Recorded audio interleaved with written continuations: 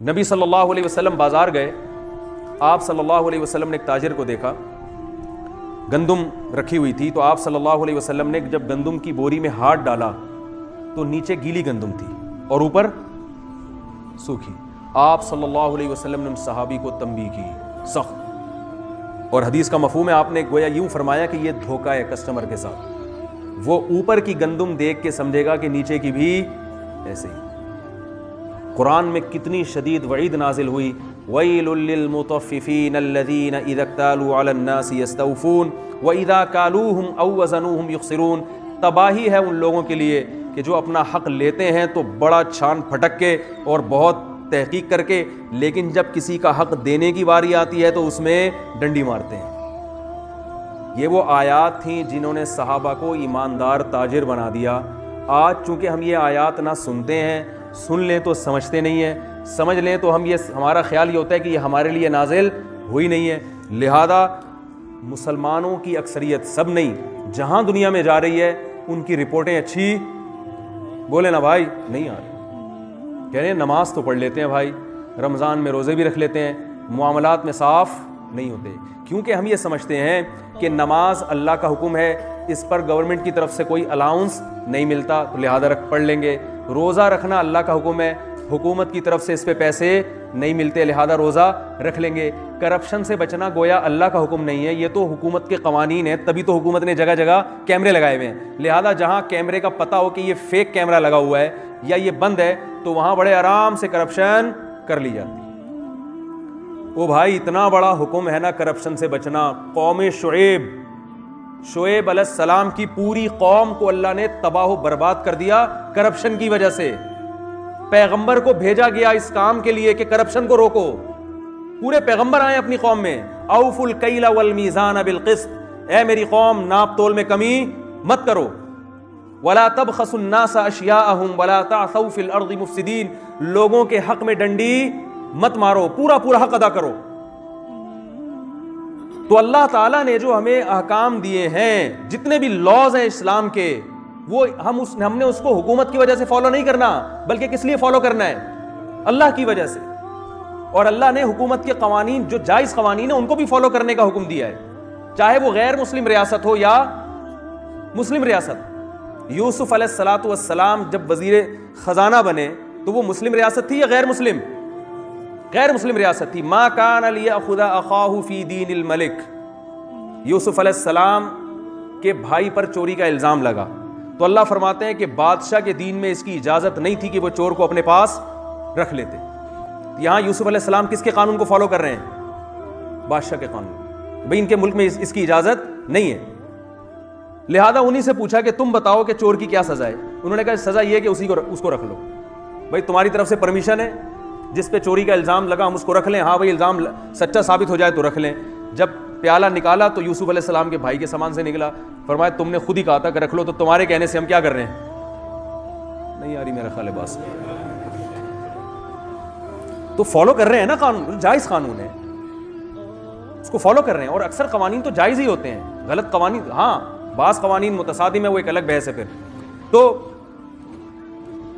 اللہ تعالیٰ نے ہمیں حکم دیا وَاعْبُدُوا اللَّهَ وَلَا تُشْرِكُوا بِهِ شَيْئًا, سب سے پہلے اللہ کا حق ہے اس کے ساتھ کسی کو شریک نہیں کرنا. اور پھر مخلوق کے حقوق میں سب سے پہلے اللہ نے والدین کو رکھا ہے. دیکھو جب اسلام زندگی سے نکلتا ہے نا, جب آپ کے پاس صحیح منزل نہیں ہوتی نا تو بالکل الٹا چلنا شروع ہو جاتا ہے, آدمی بھٹکتا ہے. پھر وہ جہاں جانا چاہیے وہاں نہیں جائے گا, جہاں نہیں جانا چاہیے وہاں. جب گوگل میپ بند ہو جائے ہے بھائی, بلکہ میپ بند ہونے سے آپ کو کم از کم یہ تو پتا ہوتا ہے نا جانا کہاں ہے, میپ بتا نہیں رہا, اور ایک ہی یہی نہ پتا ہو کہ جانا کہاں ہے, تو پھر صحیح سمت میں جانا آپ کے لیے ممکن نہیں رہتا, وہ آپ بھٹکتے رہتے ہو. یہی ہے انسانیت بھٹک رہی ہے. جب دین اور قرآن زندگی سے نکل گیا تو اب یہی سمجھ میں نہیں آ رہا کہ کس کا کیا حق ہے. جو دور کے تھے ان کو قریب کر لیا, جو قریب کے تھے ان کو دور کر لیا. الٹی جو ہے نا وہ کہانی شروع ہو گئی ہے. جن میں سب سے زیادہ محبت ہونی چاہیے ان میں ہے نہیں, جن میں نہیں ہونی چاہیے ان میں جو کچھ لگتے نہیں ہیں وہ بہت کچھ لگ رہے ہیں, جو نہیں لگنے چاہیے جو لگنے چاہیے وہ کچھ بھی نہیں لگ رہے. عجیب کہانی ہے یا نہیں ہے؟ دوست کو قریب کیا جا رہا ہے اور باپ کو بولتے کیوں نہیں بھائی, میں بلواتا ہوں سبق یاد کرانے کے لیے. دوست کو قریب کیا جا رہا ہے اور باپ کو دور کیا جا رہا ہے. حالانکہ باپ کا تو بلڈ ریلیشن ہے, وہ پیدائش کا سبب بنا ہے, وہ باپ ہے. لوگ کہتے ہیں نا یہ دوست کہ تمہارا باپ ہے کیا, مطلب یہی کہ بھائی اس کو تم اتنا پروٹوکول دے رہے ہو. جو رشتہ دار نہیں ہے ان کو قریب کیا جا رہا ہے اور رشتوں کو دور کیا جا رہا ہے. جس سے مسکرا کے بات کرنا صدقہ ہے, جس کے ساتھ حسن اخلاق سے پیش آنا فرض ہے, اس سے اخلاق سے بات نہیں کی جا رہی. اور جس سے اخلاق سے بات کرنا حرام ہے, اس سے ہنس ہنس کے باتیں کی جا رہی. ایئر ہوسٹس کے اخلاق کتنے اچھے ہوتے ہیں آپ دیکھو,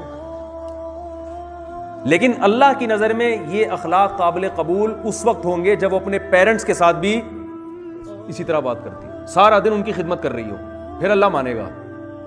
یا اپنے شوہر کے ساتھ اس طرح, میں تو کہتا ہوں جب بھی ایئر ہوسٹس کو دیکھتا ہوں نا کہ کاش مسلمانوں کی بیویاں ایسی ہو جائیں, بٹن دباؤ آ جائیں. کیا خیال ہے؟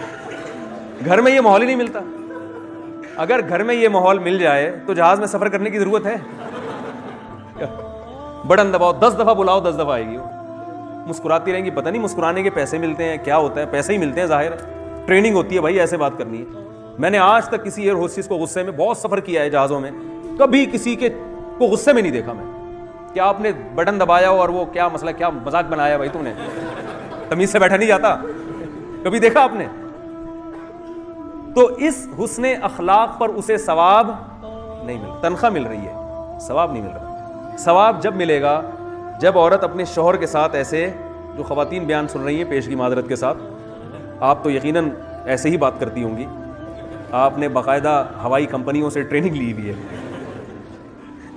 میں کہتا ہوں بچیوں کی شادی کرنے سے پہلے نا ایمریٹس ایئر لائن بھیجو ان کو, بولو بھائی جو ٹریننگ آپ نے ایئر ہوسٹس کو دی ہے ہم بھاری بھرکم رقم دینے کے لیے تیار ہیں, یہ مسکرانے اور اخلاق کی ٹریننگ آپ بچی کو بھی دے دو, شادی ہو کے گھر جا رہی ہے, سسرال میں آباد, اچھا ہے آباد ہو جائے نا.